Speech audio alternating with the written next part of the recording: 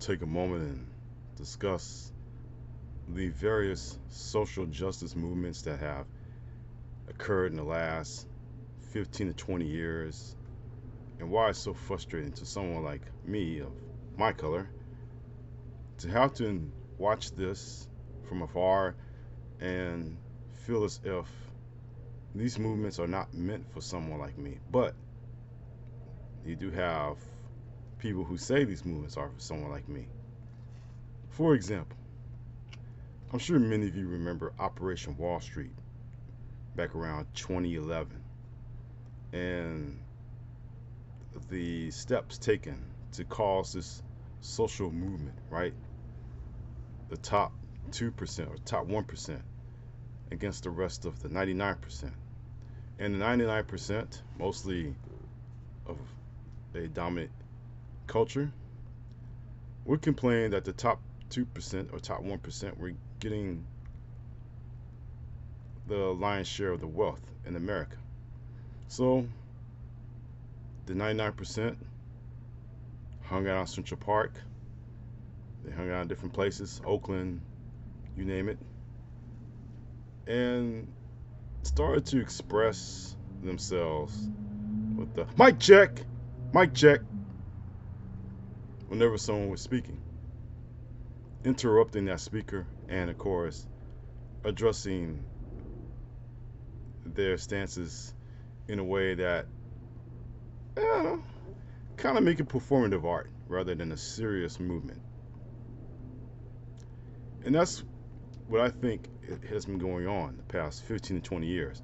That most of the social justice movements, or actually the movements like this, are a case study in performative art rather than a serious, well thought out plan of attack to address the issues that need to be expressed.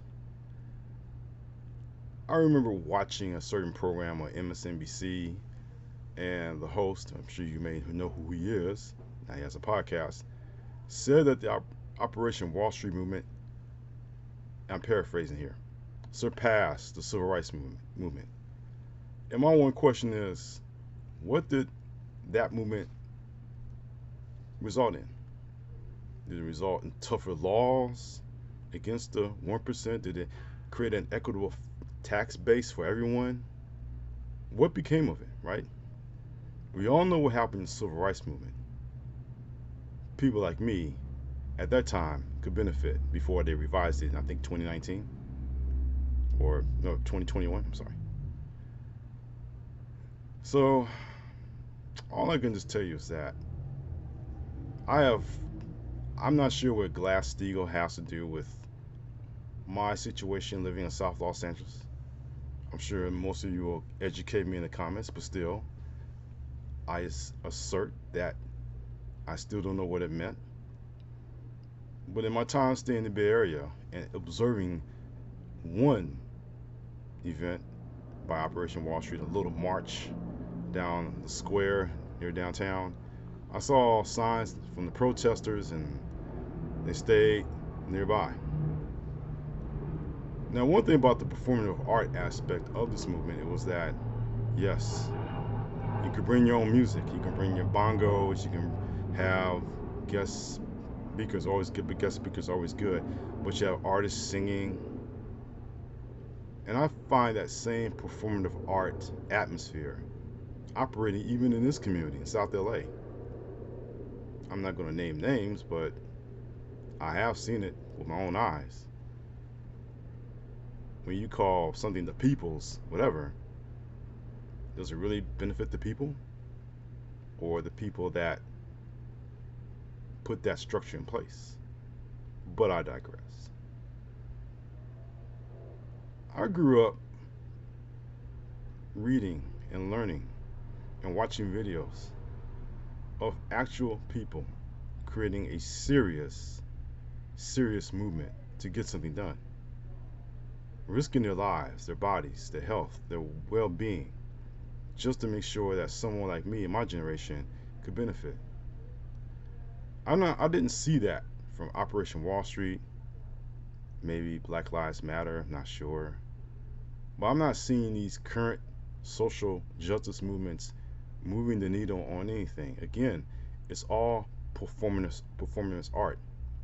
It's chanting, it's singing, rallying cry, whatever. But still, nothing moves the needle. Nothing gets done.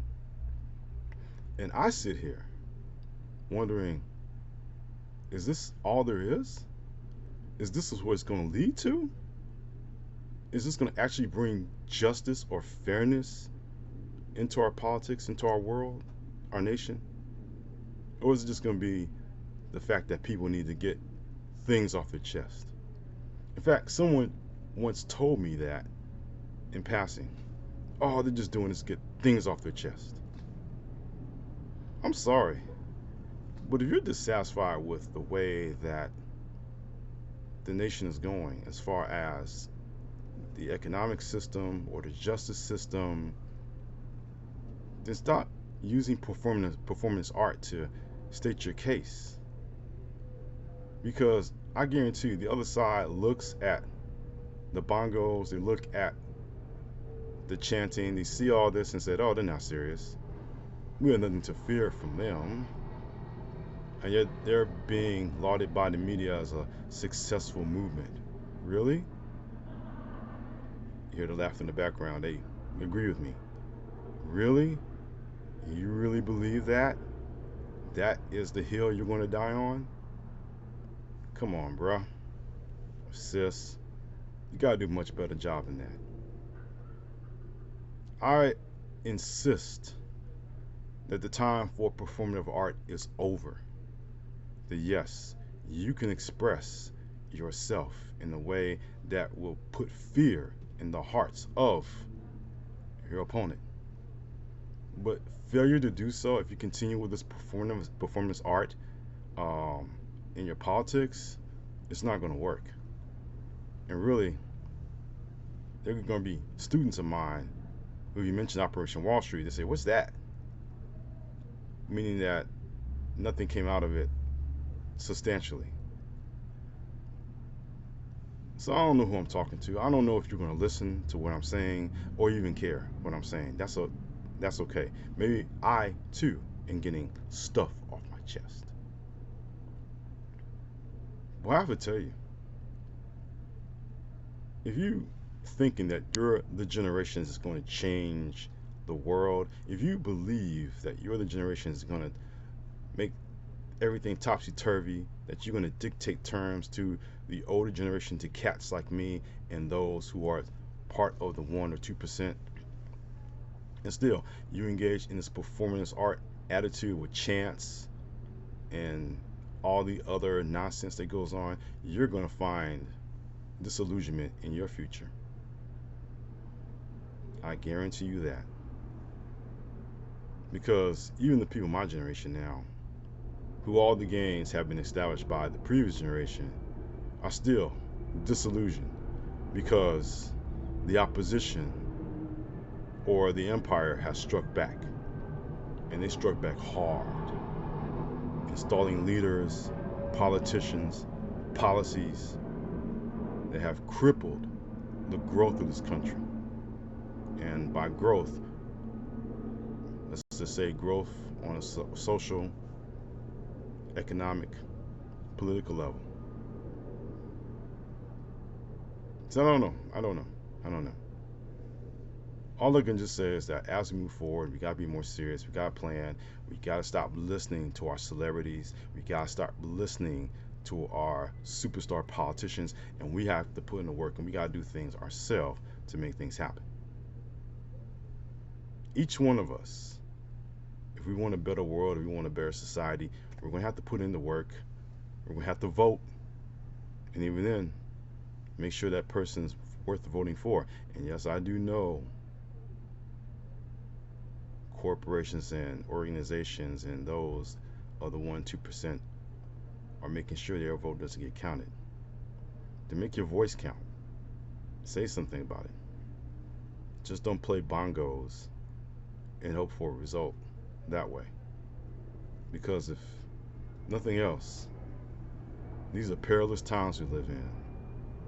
And I know people are floating around Project 2025 and quietly sneaking under Project 2025 is so-called Agenda 47, sneaking that across. And those are the two terms, well, at least one of them you hear, but they're two sides of the same coin. But you're going to hear a lot about that as you move on. And I promised myself that I wouldn't say anything political on my channel, but come on now. Who can't resist that lurid temptation to say something? So consider me tempted. I wish you all the best. And please, take control of your own lives. Don't let the celebrities and politicians do it for you, or else they will.